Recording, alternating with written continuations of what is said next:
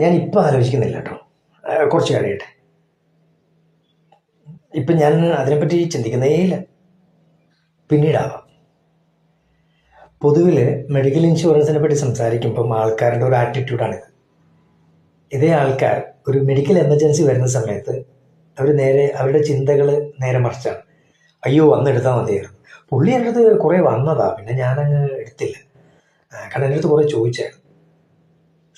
വന്നെടുത്തിരുന്നെങ്കിൽ എൻ്റെ ഈ ഒരു മെഡിക്കൽ ബില്ലിനെ എനിക്ക് കവർ ചെയ്യാൻ പറ്റുമായിരുന്നു. ശരിയല്ലേ സുഹൃത്തുക്കളെ? ശരിക്കും മെഡിക്കൽ ഇൻഷുറൻസിന് ആവശ്യമില്ല, എന്ന് വളരെ വളരെ അത്യാവശ്യമാണ്.